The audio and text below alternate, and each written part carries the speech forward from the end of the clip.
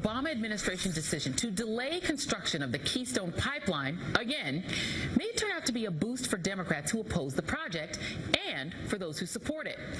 It allows vulnerable Democrats from energy-producing red states room to distance themselves from President Obama and oppose him. And for Democratic opponents, it motivates the base to maintain pressure against the pipeline and keep the money faucet running from the more liberal and activist wing of the Democratic Party. All right, that's one take on the Keystone Pipeline situation. Welcome back to the Steve Malzberg Show, ladies and gentlemen. And joining us now is Sean Trende, Senior Elections Analyst for RealClearPolitics. Sean, great to talk to you, sir. Hey, thanks for having me. My pleasure. All right, so, your piece that I definitely want to focus on here is, could Democrats gain seats this fall? And short of, I don't even know. I'm trying to think if I've heard any of the, I don't know if I've heard it out of the lips of Harry Reid or any of them as far as gaining seats. First of all, let's talk about this Keystone Pipeline and how that plays into all this.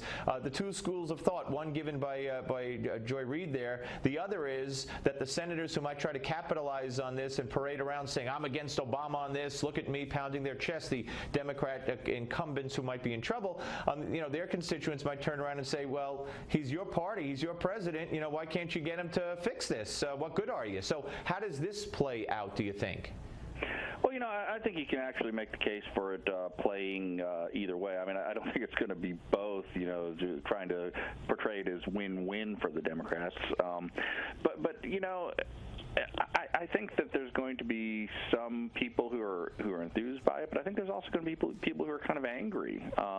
Some people who support the Keystone Pipeline are like, okay, approve this thing already, while the Democrats who are opposed to it, the environmentalists and such, are getting kind of nervous that he's kicked this can down the road so long. Yeah, well, he's kicking it, and he's kicking it all right. It must be the hardest thing on the face of the earth that ever had to be looked into, because I think, we've gone to the moon quicker than and made preparations for that quicker than whether or not we could build a Keystone Pipeline. All right, so let's talk about your piece, which has caused a lot of chatter, a lot of talk, and deservedly so. And let me just ask you outright: could the Democrats possibly gain seats in November?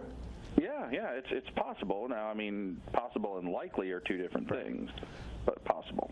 Okay, how so? Why would it be? Why would it? I mean, of course, anything's possible, but I mean, you obviously in this great piece, you have a bunch of reasons as to why you even go there. Yeah, I mean, it's a non-zero possibility, I guess, is the important caveat, or like not 0.00001% chance of it happening. I mean, it's a real possibility. You'd have to have the president's approval rating increase, probably up to 48-49% on Election Day. You'd have to have the GOP fail to knock off any of the red state incumbents, and then the Democrats will need some help from Republicans. And help from Republicans as in shooting themselves in the foot? It's been known to happen. Yeah, I think it has been known to happen. All right, but let's talk about the scenarios, and let's talk about, before we get to specific races and specific states and what they would have to lose, with the issues presented as they are today, what would have to change on the landscape? What do you see, I mean, short of anything unexpected, like a war or, God forbid, anything like that, or a national tragedy, what do you see that could improve, if not rocket, the president's approval rating to the point where you speculate it would need to be, and maybe also address, how, on what issue the Republicans might be apt to shoot themselves in the foot? Well, there would have to be some improvement in the economy. It's been just kind of trudging along, but if there's an inflection point, it could definitely help the president. It would definitely help the president out. The other thing you would need is continued, or some would say the beginning of, good news on Obamacare, because that does slowly change perceptions of the law. And then, it's not so much a question of Republicans messing something up, although, the government shutdown is a good example of how they might do it, but it's really a question of the primaries in some of these states where they have weak candidates that they might nominate again, a la Christine O'Donnell. Yeah, well, sure, certainly that's something to watch for. I don't think they have that many of those type of candidates. Not that I happen to like Christine O'Donnell, but she did prove to be a detriment, certainly, to that seat in the quest to get it. But I just wonder, with Obamacare, they're trying to change, the lexicon with Obamacare. They go around talking about how great it is, but the Republicans, I think, could combat that. I mean, every day there's stories about people losing their insurance, or they're signed up in California. They have Obamacare, but they can't find a doctor who will take it, and the list goes on, and we still don't know how many people gained it or signed up and paid for it. So there's a lot of questions out there. But what about this? I guess I don't know if you want to call it, the racial politics or the politics of race, where Stephen Israel comes out and says, no, not all Republicans are racist, but and then you have also the Attorney General. Hey, he said, I'm not talking about me, but no Attorney General or President has ever been treated like me and Barack Obama. And he says it to Al Sharpton's audience. So, do you think that kind of thing is going to resonate along with the war on women, contraceptives, and equal pay, which the White House itself dispelled as a bogus story, but when they explain why they pay less? But do you think that's the path they're going to go down the rest of the way? Well, they're certainly going to try. The truth is, I don't think that stuff matters nearly as much as people think it matters. I think that at the end of the day, elections really are largely about the economy, massive news stories like Obamacare. And like you said, the Republicans do have quite the story to tell there.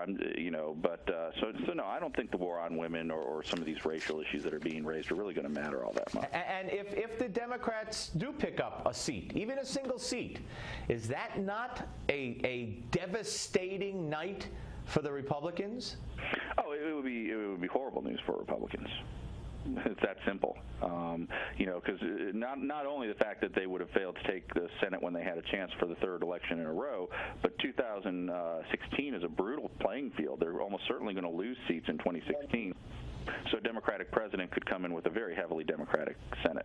Yeah, and why do you say they would lose seats in 2016?